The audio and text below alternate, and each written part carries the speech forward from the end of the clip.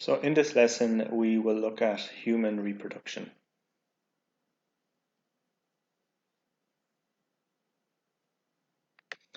So the learning intentions and learning outcome, so students should be able to explain human sexual reproduction, discuss medical, ethical and societal issues in relation to human reproduction.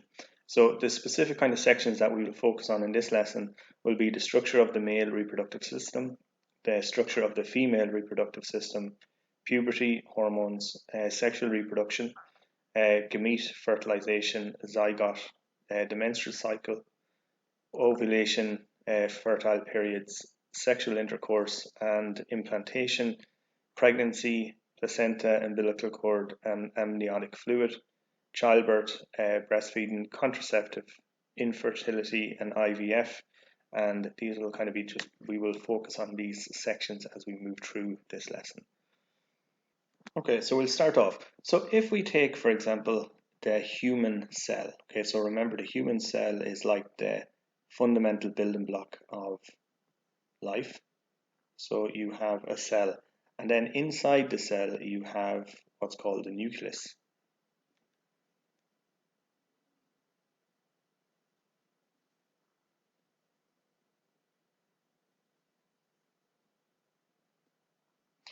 And the nucleus basically it contains all of the genetic information.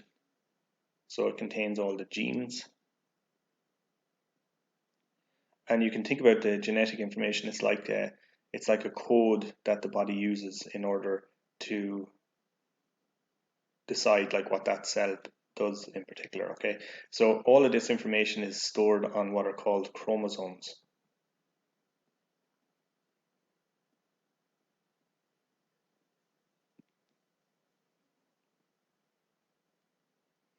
So you can think about they're kind of like this, and there's sections on this that contains genes, and the genes basically hold like information in relation to a particular trait that a person has. So if you were to take, let's say, one of the cells out of a particular part of any part of your body, it'll have 46 of these chromosomes. So you can think about chromosomes like libraries. Genes are like individual books, and then all of the information is written in the language of what's called DNA. And basically, like what all of this stuff does, it tells the cell what it's supposed to do. So for example, if you were to take a cell out of your eye, for example, where the color is in your eye, in that cell is designed to make proteins that have the color of your eye.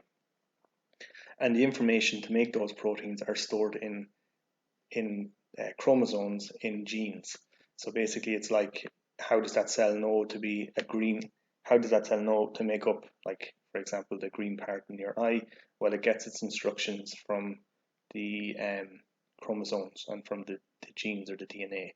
So every single part of your body, like bone cells are bone, muscle cells are muscle, brain cells are brain cells, and all of these, they get all of this information from the chromosome, and the chromosomes are stored inside the middle or the nucleus of each of the cells. And you can think about these like they're like storehouses of information. So all of your features and characteristics, the things that make you you, you can trace them back to, like, where does that information come from? It comes from your chromosomes, and it comes from the genes in your chromosomes. Where did you get all the information? Like, for example, the types of earlobes that you have, your nose, your skin color, your hair type, etc. That all of that information comes from chromosomes, and you got that information in your cells from your mother and father. And human reproduction then is basically the passing on of those traits to your offspring, for example. So how does the body do that, and how do people do that? Well, we do it through human reproduction. So sexual reproduction then is the formation of new individuals from two parents. Okay, so two parents come together and they produce offspring. Okay, so what happens is you get a completely new individual that has traits that are similar to the mother, traits that are similar to the father, but they're not exactly identical. So how do we pass on our genetic information to our offspring? Well, humans produce special cells called gametes. Okay, so gametes is just a word that's used to describe these special cells, which have half the normal number of chromosomes compared to body cells. So if you remember, if your body cells contains a full set of chromosomes, it contains 46, whereas these special cells or gametes, each of them contain half of the genetic information, for example, 23. So human gametes have 23 chromosomes each, and body cells have 46 chromosomes. So we have gametes here. Okay, so these are two gametes. So if you were to look inside the nucleus inside these gametes, they will have 23 of these chromosomes. Whereas in your body, if you were to look in the nucleus and look at the chromosomes in your body, we have 46. So these gametes, or sometimes they're called sex cells. So the male, for example, produces what's called sperm, and this is what sperm looks like. It has a head, a tail, etc. And the female produces an egg, which is this is what it looks like. So the egg is much bigger than the sperm as well. And inside these gametes, so we collectively call them gametes. Inside each of them, in their nucleus, they contain 23 chromosomes, and that will contain the characteristics, for example, from the male, and this will contain the characteristics from the female, stored in chromosomes as genetic material. So in order for a new life to be formed through sexual reproduction, the sperm cell has to physically come into contact with the human or the female egg. And when these come together and they basically, this sperm cell will swim into the egg, we get what's called fertilization.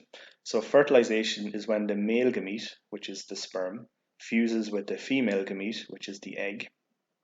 And the egg, so what happens when these two fuse together? They become what's called a zygote. So this is like a single kind of cell, and it fuses together the 23 chromosomes from the male sperm and the 23 chromosomes from the female egg. And we get this thing called a zygote. And this zygote, if you like, this is like the seed or the beginning of a new individual being created. So it's called a zygote. What's the difference in the zygote and each of the sex cells? Well, the zygote has the full count of chromosomes. It has 46, just like in all of our individual cells. And what happens then is that this zygote then, it starts to divide and replicate and it starts to divide basically. So the zygote has two sets of chromosomes and divides to form an embryo, which develops inside the mother's womb to form a baby. Okay, so this single cell then, after fertilization happens, we get this single cell, and then it starts to grow and develop, and it starts to form into an embryo. So this one single cell will start to turn into many different specialized cells, like blood cells and brain cells and bone cells, and make up all the different parts of the embryo, and the embryo will start to develop then in the mother's womb. So what's important here is that you need to know, for example, like what we mean by fertilization, what a zygote is, to be able to explain it in relation to the chromosomes, and like talk about this process here that happens, which is called human reproduction.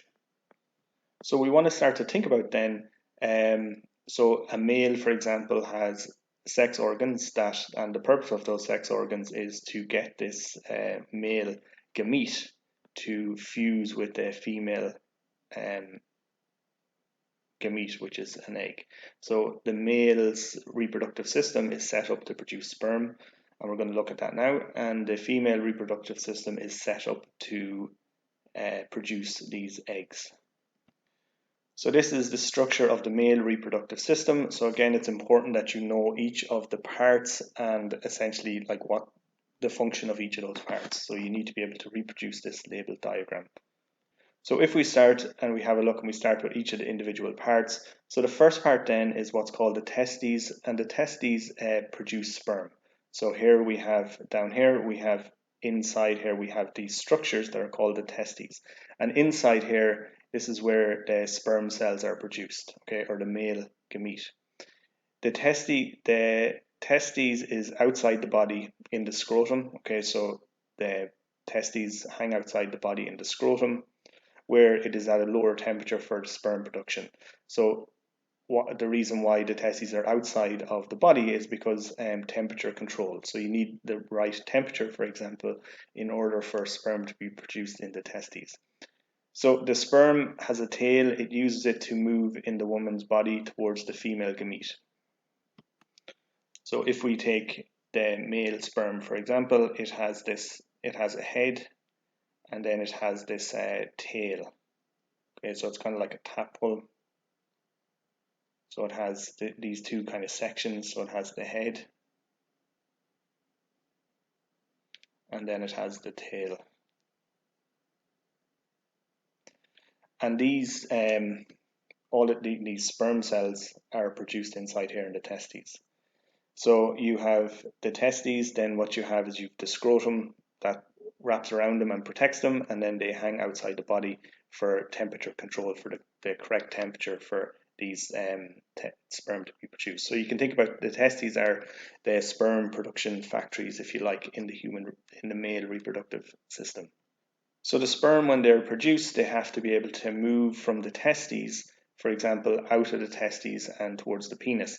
So what we have then on each testes, we have these tubes that come out from the testes, and they are called sperm ducts. So the sperm ducts carry sperm from the testes to the urethra. Special glands add a fluid to the sperm to nourish them and allow them to move. So the sperm and the fluid together now form what's called semen. So sperm, these guys are produced down here. So then what they do is they make their way up these sperm tubes. Up here then you have these glands that secrete a liquid that nourish the sperm and allow them to move. Okay, so you have these glands, and then what you have, so this is basically the production of what's called semen. So semen, a sample of semen would have millions of these sperm cells within it. So these sperm ducts, they make their way up to this tube here, which is called the urea.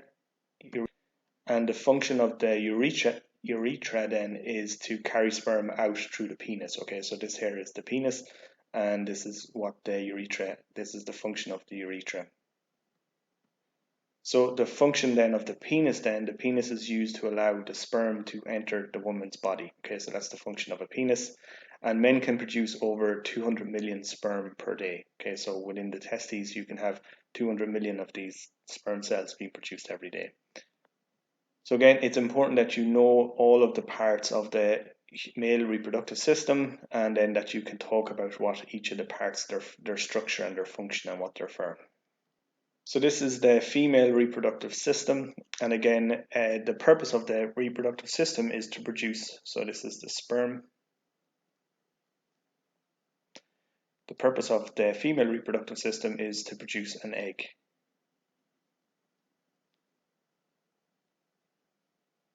An egg that the male sex cell can bind or fuse with. So if we start inside here, so males have testes, women have what are called ovaries.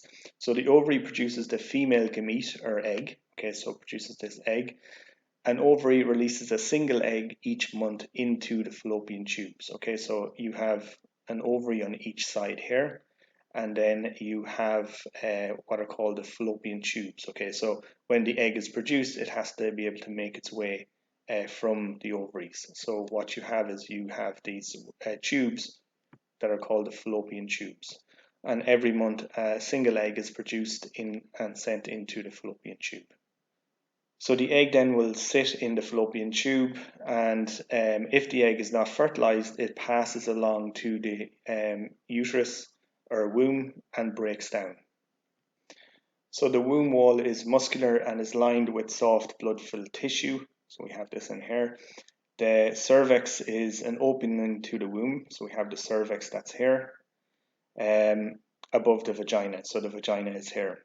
So the vagina holds the penis during sexual intercourse, and it is the birth canal through which a baby passes during childbirth. So a baby will grow here in the womb, and then during childbirth it'll pass down here through the cervix and down through the vagina and out of the female body.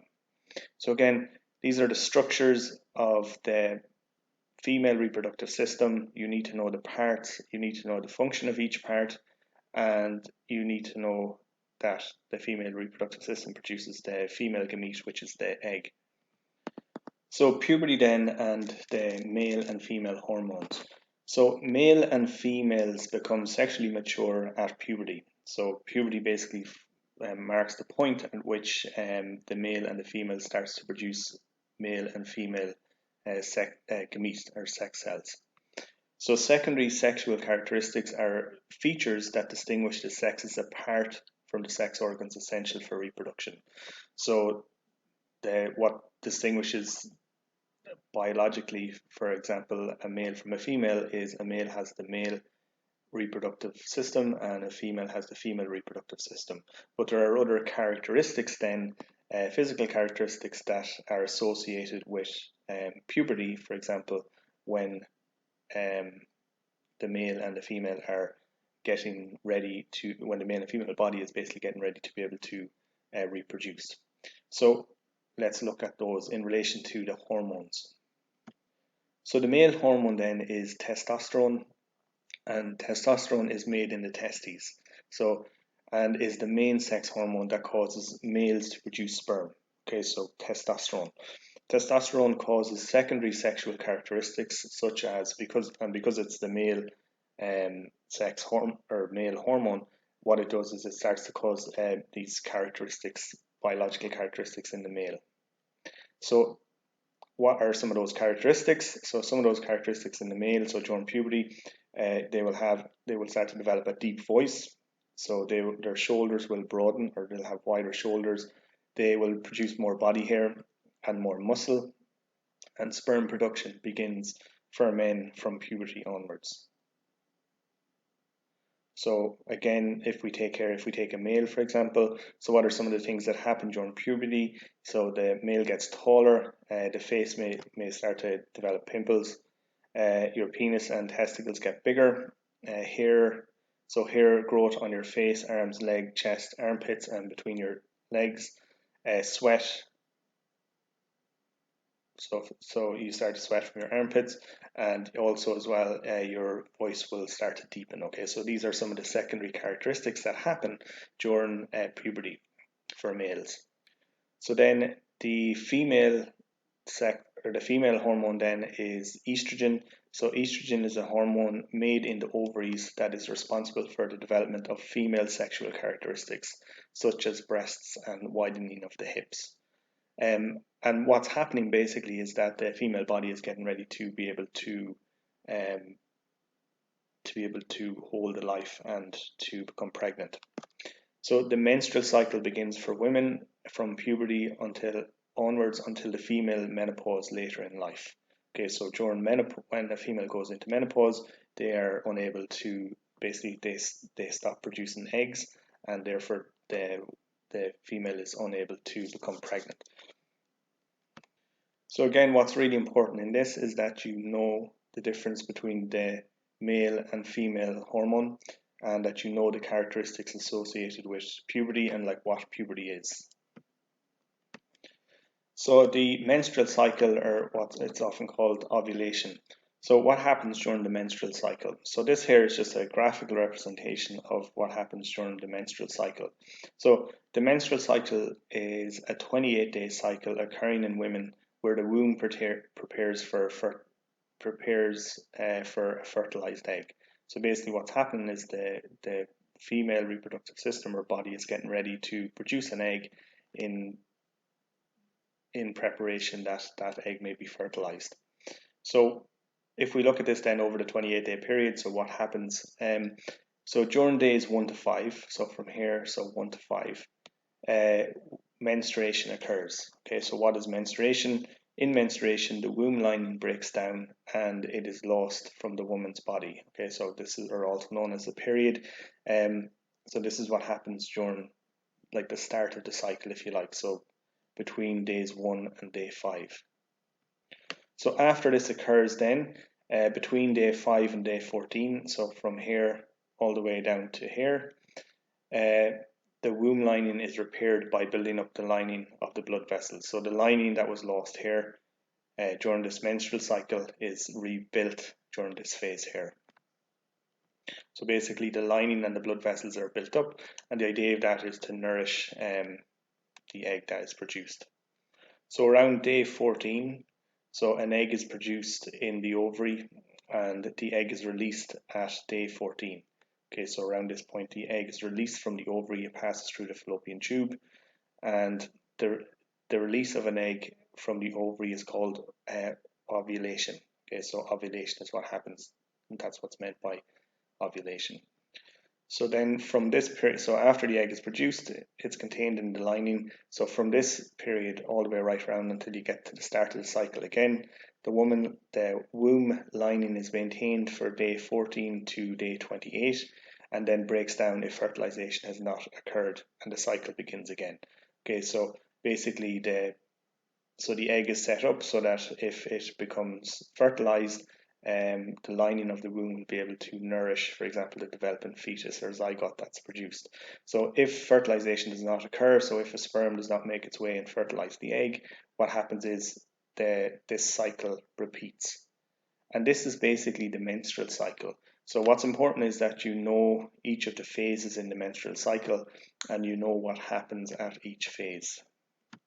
So in relation to the menstrual cycle, then there's this period which is called the fertile period, and that's the optimal period in during which the female can become pregnant if sexualization and fertilization occurred.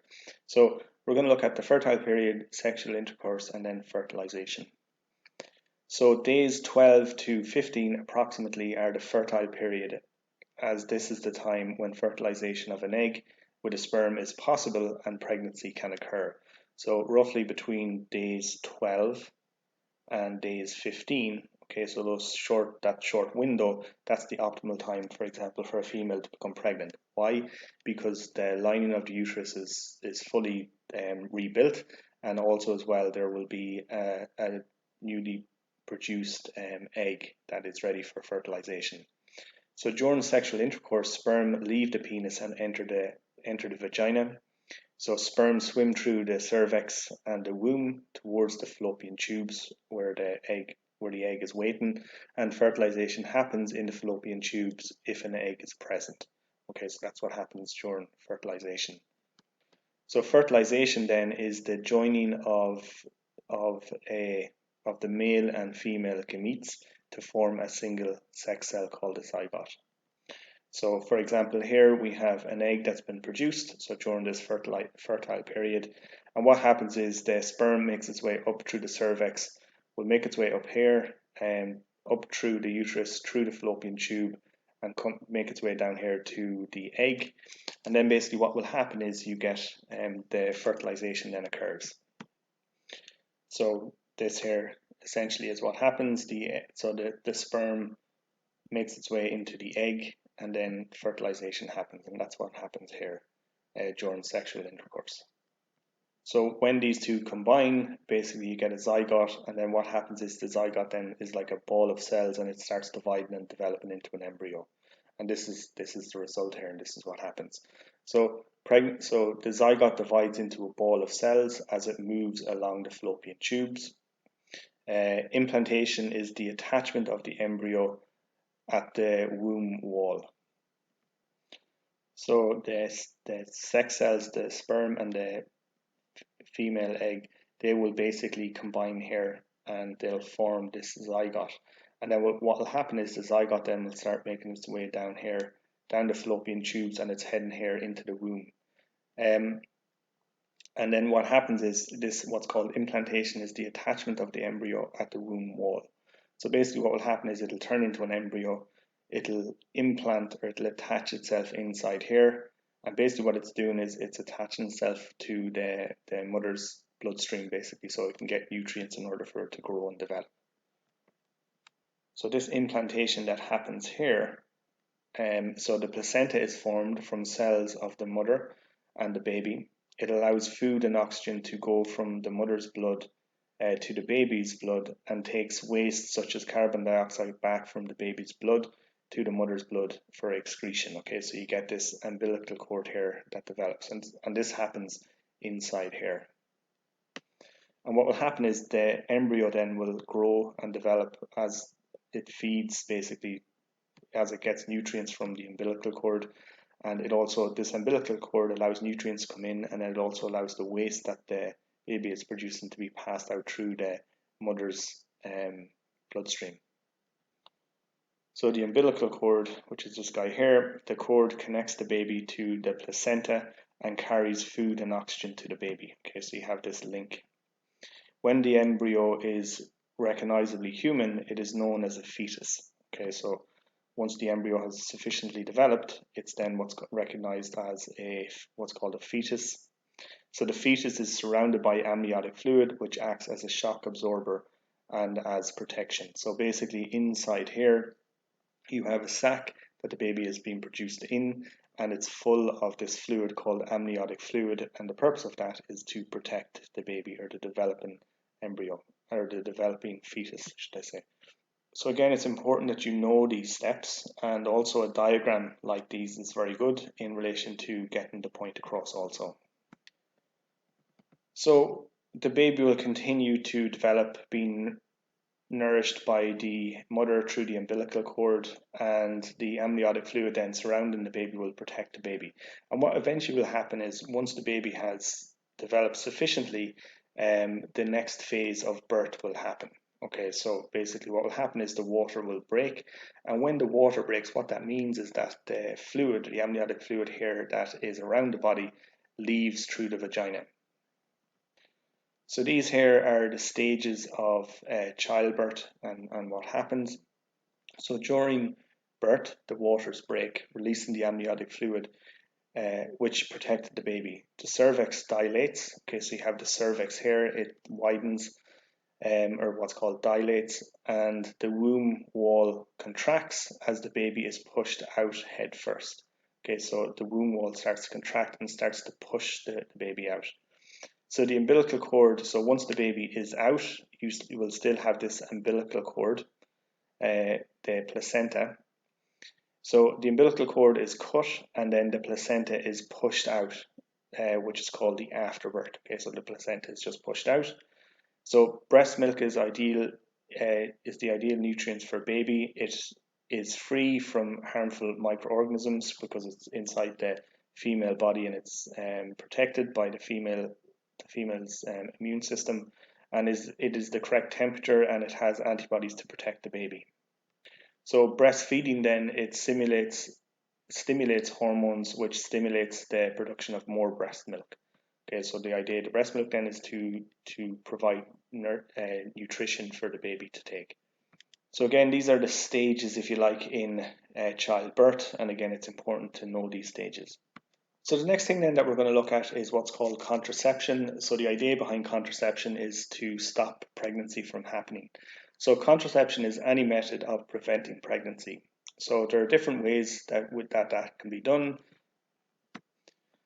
So some of the ways that can be done, there are male and there are female contraception devices, if you like. So the first one is the male contraceptive device, which is called a condom. It covers the penis and prevents the sperm entering the woman's vagina during sex.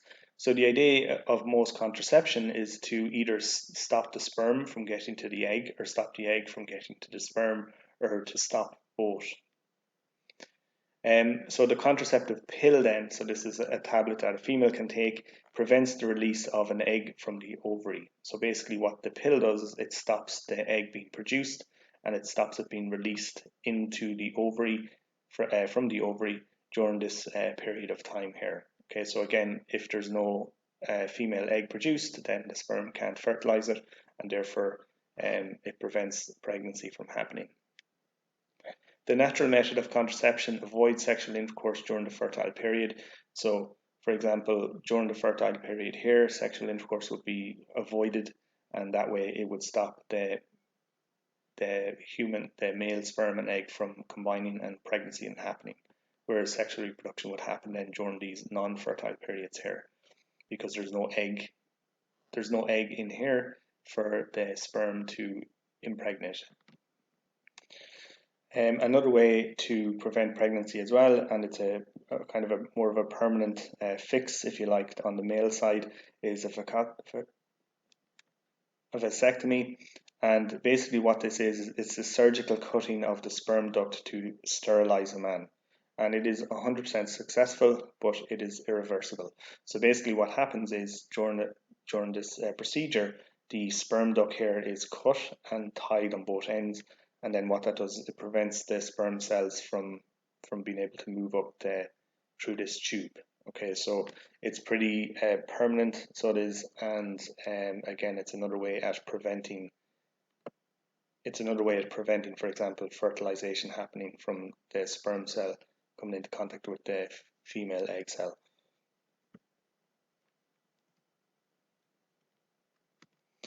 So if we think then of contraception then, so what are some of the ethical considerations? So ethics basically is what's right and what's wrong. So ethics means whether conduct is right or wrong. Some couples may decide that a number of contraceptive methods are not acceptable to them. This may be because they are not reliable enough or that they do not agree with them. So, for example, ethically or because of their religious beliefs and their religious systems. Okay, so these are some of the kind of considerations in relation to birth control, some of the ethical considerations. So, some of the societal issues then, so different societies have different views on contraception, and these views are often reflected by the laws in the country or state. So a problem then that can happen with couples then is that they can't get pregnant. Okay, so even though they try, fertilization is not happening. So infertility then, that's what it means. So infertility is the inability to have children. So infertility in men can be caused by a low sperm count caused by smoking or hormonal imbalances. So for example, if the male is not producing enough sperm, then they may not be able to impregnate a female. Infertility in women can be caused by an inability to ovulate or blocked ducts as well. So again, if the female can't produce eggs or if these ducts here are blocked, this can cause infertility in women. So one of the ways to overcome this problem is what's called IVF or in vitro fertilization. So this basically means like in a test tube or outside of the human body. So IVF allows sperm and egg to be fertilized outside the body in a petri dish. So the embryo is then inserted into the woman's uterus for implantation. So what can happen here is that like eggs, for example, can be harvested from the female reproductive system, okay, and they're stored. A sperm sample can be taken and the sperm cells can be taken out. And then what happens is this step here, instead of happening inside the body here, it can be done inside a petri dish, for example. So this is what happens here. And then basically what will happen is then this zygote or fertilized egg cell, fertilized female egg cell will then be reinserted into the uterus for implantation to happen and then for pregnancy then to continue. So this is what's known as IVF treatment. So if we think then of this IVF treatment then, so let's have a look at, so what are some of the advantages of IVF? So IVF allows a couple who are unable to achieve fertilization naturally to have a child. The child develops normally in the uterus. What are some of the disadvantages of IVF? So there is a small risk of more than one embryo developing. So what's called multiple pregnancies increases the risk of premature births or low birth weights. So again, that's a risk that can happen. Some people consider multiple births an advantage. There may be some side effects of the drug that are taken to allow IVF. So again, certain drugs have to be taken to allow this to happen. There can be side effects as a result of that. There is a slightly higher risk of the baby being born with a birth defect. It is a costly process that often does not result in pregnancy. So again, it can cost a lot of money and sometimes it doesn't always result in pregnancy. So then what are some of the ethical issues in relation to in IVF treatment? Some people feel that IVF is wrong for one or more of the following reasons. It is not a natural process.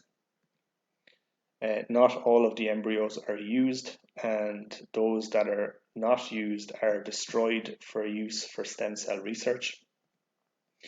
There is an increased risk of birth defects, and some of the societal issues then as well. Different societies have different views on IVF. Those views are often reflected by the law in a country or a state. So that is IVF treatment, and then like some of the ethical considerations and societal considerations. Now, we mentioned stem cell research, so I'm going to talk a little bit about like what stem cells are and what the research is all about. So stem cells then. It is hoped that stem cells will provide treatments for problems such as spinal cord injuries, heart disease, stroke, Parkinson's disease, and many other disorders. In addition, they may be used to form new healthy structures for use in transplants. So stem cells are these really interesting cells. And basically what they do is, so if we take, for example, if we take in the embryo has these special cells called stem cells. So stem cells. And what is it that's really special about these is that stem cells have the ability to become all different types of cells. So for example, some of them will become blood cells. So blood cells. So you have white blood cells, red blood cells, etc. Some of them will become brain cells, or not brain cells, but nerve cells.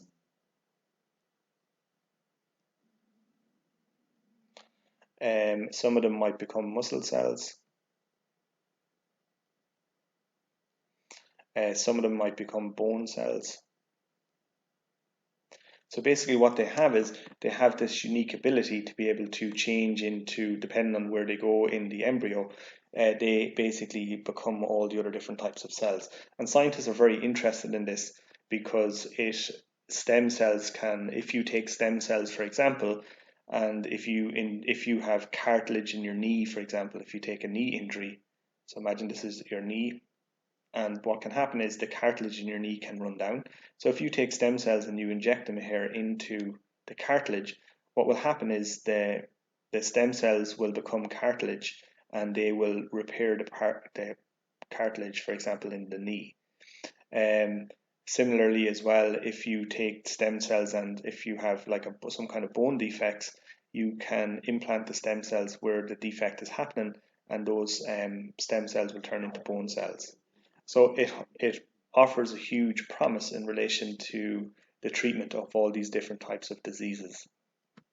And embryos, for example, are high in stem cells. So a source of stem cells are invaluable in relation to research and study in this area. So stem cells can be obtained from 3 to 5 day old embryos. Okay, so remember when it turns into an embryo, from umbilical cords and from adult sources such as bone marrow, fat, and nose cells. So these are some of the sources of these what are called stem cells.